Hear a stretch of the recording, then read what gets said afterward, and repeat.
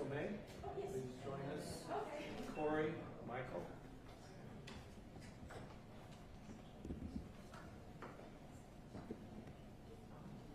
We ready to go, Clark?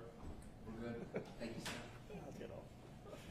We're very honored here today to have a delegation from the Taiwanese government as well as the Taiwan Flour Mills Association. They represent a long-standing, very vibrant relationship that the state of Idaho has had with Taiwan for over 40 years.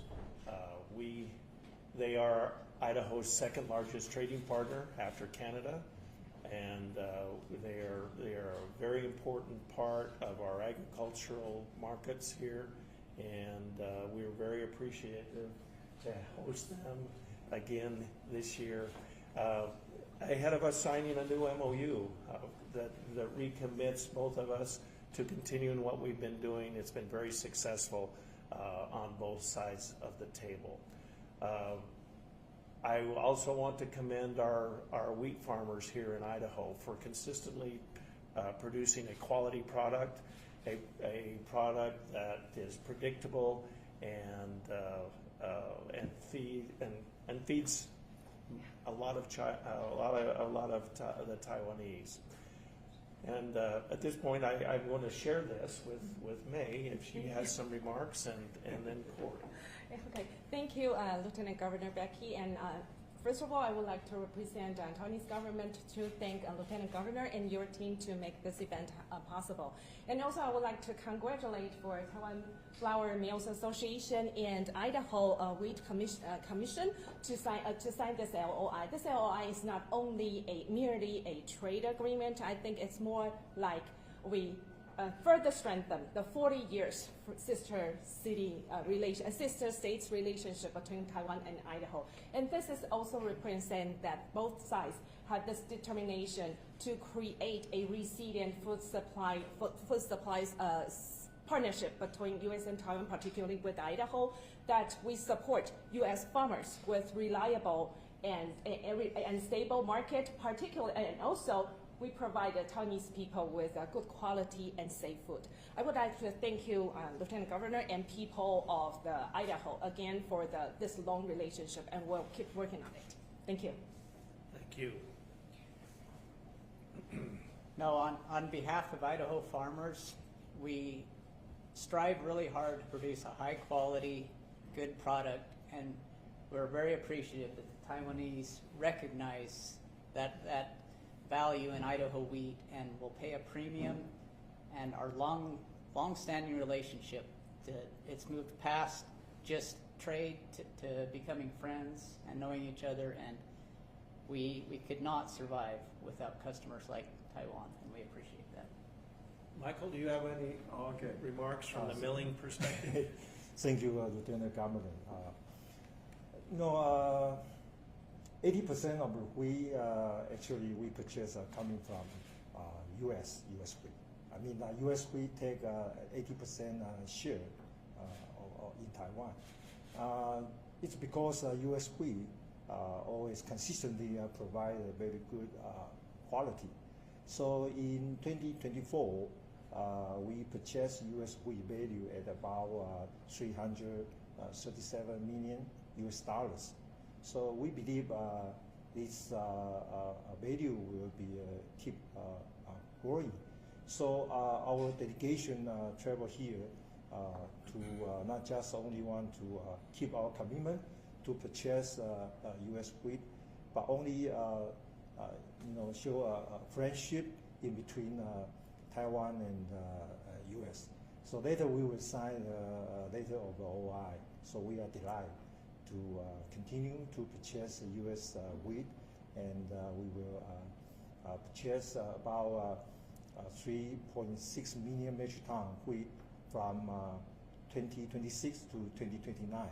The value is about 1.3 billion, and I hope it will. I believe that a very significant portion of this LOI will come from Idaho wheat. I think so too. Okay, thank you. I'm just thinking how it would be for me to try to speak in Mandarin at a press conference in Taipei, and I compliment you on your English. I think it would be remiss if we didn't remind Idaho that our trade is not just wheat to Taiwan. They're a very important trading partner when it comes to semiconductors. And the Micron connection, there's a Micron fab plant over in Taiwan as well. But we export a lot of potatoes, a lot of beef, a lot of dairy products, a lot of peas and lentils and those types of things as well. But it all started with our relationship, I believe, in the wheat sector, and so that has grown. It benefits and prospers Idaho and Idaho's ag sector to have such good friends as we do when it comes to trading in Taiwan. So at this point, we would answer a few questions. I know this is decades-long relationship. Is this basically reaffirming it, or are there new parts of it, or can I talk about that? Well, we can talk about that. We will sign an MOU here that it basically is going to be more of the same. As Michael said, this represents about $1.2 billion of commitment of purchases over the next 3 years. 4 years. 4 years. And so that's very significant. The stability that brings to the market is very, very valuable. Clark, I know you have a question. Yeah, absolutely. Have any Idaho officials made a trip to Taiwan or been able to further the relationships that we've talked about, the friendship and things like that? Have you had a chance to visit, or have other Idaho officials gone over there and built relationships? Yeah, the answer is yes, and I value the 4 trips that I've made to Taiwan, including one last fall. And every time I go there, I'm amazed at the industry of that country.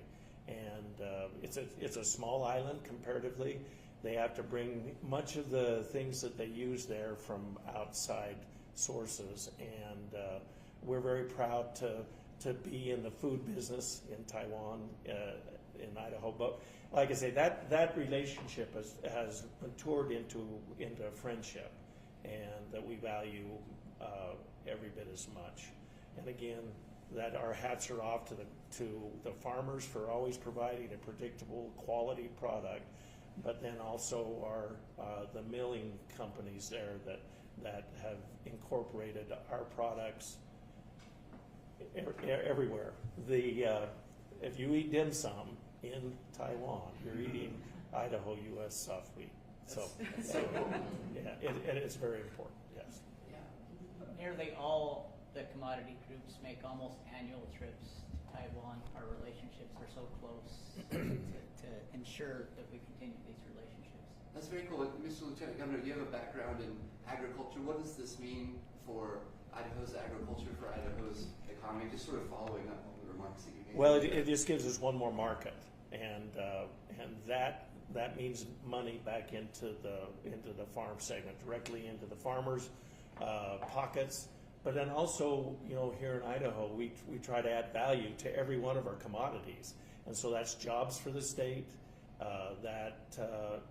The ag sector is still a very major component of our state's economy. Yes, technology is catching up, and yes, there are other very important parts of our state's economy.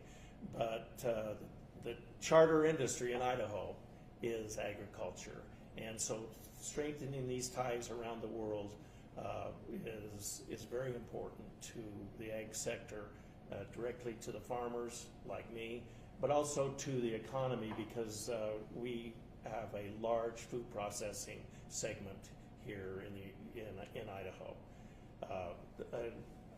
The dairy industry also moves a lot of product that direction and in the Pacific Rim. That's a big deal, particularly down in the Magic Valley where we live. Thank you. We good? All right. Well, so if you'll turn your cameras around, we'll sit back down at the table and we'll sign the document. How about?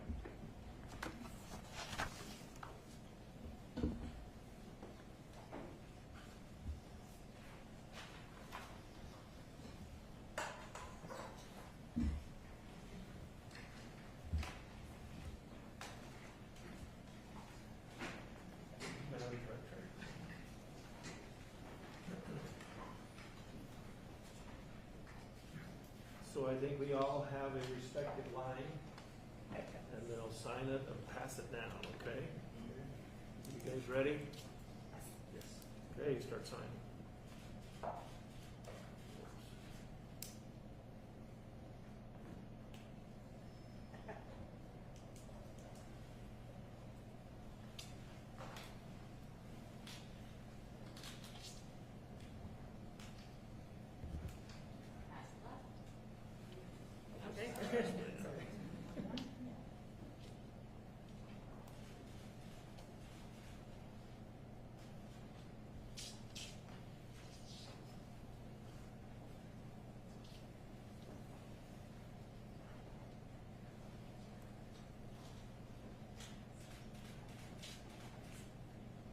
Takes Michael longer because he has.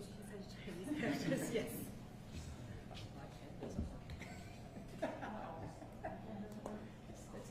Here's one. There's a little, but. He's already got one.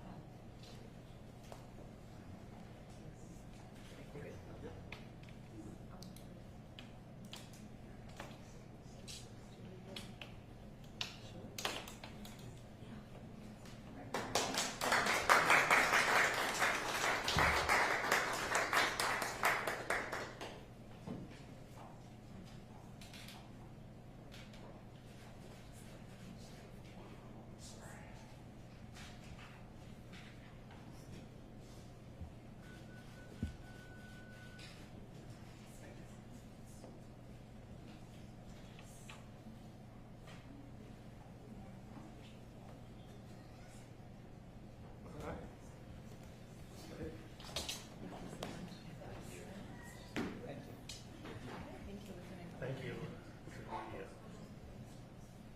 Thanks for inviting us to local meetings today. You're always welcome.